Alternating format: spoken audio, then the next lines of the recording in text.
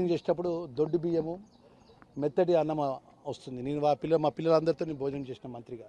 ఇది నేను మొదటిసారి నేను మంత్రిగా ఛార్జ్ తీసుకున్న రోజు గౌల్ దొడ్డిలో భోజనం చేసినాను. నేను ఎక్కడికి వెళ్ళినా మన పిల్లలతో భోజనం చేస్తున్నా.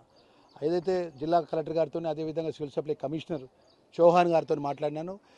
ఎంటైర్ తెలంగాణ రాష్ట్రంలో ఉన్న గురుకుల హాస్టల్స్లో ఎక్కడ కూడా దొడ్డు బియ్యం కానీ మెత్తడి బియ్యం అన్నం కానీ కావద్దని చెప్పాను.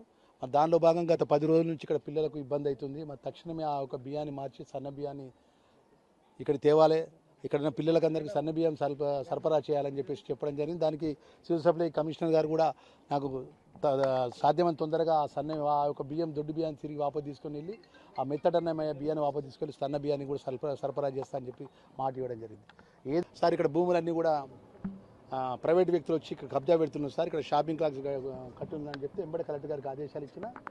ఎంత పెద్దోడైనా కానివ్వండి, దానికి ఎంత పెద్ద మనిషి అనేది అనుకుంటానివ్వండి, గురుకుల బాలికలకు సంబంధించినటువంటి ప్రతి గజం భూమి కూడా ప్రైవేటు వ్యక్తి పోకుండా కాపాడాల్సిన బాధ్యత జిల్లా కలెక్టర్ గారిది, జిల్లా యంత్రాంగంది, రెవెన్యూ యంత్రాంగంది.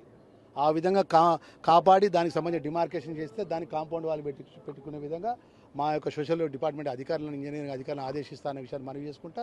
ఏక గజం కూడా పోనీయం. బాలికలకు గురుకులకు సంబంధించినటువంటి ఏదైతే మా గర్ల్స్ పిల్లలు ఉందో మా ఆస్తులు మాకే చెందే విధంగా ప్రత్యేక దృష్టి పెడతామనే విషయం మీ ద్వారా తెలియజేస్తున్నాం.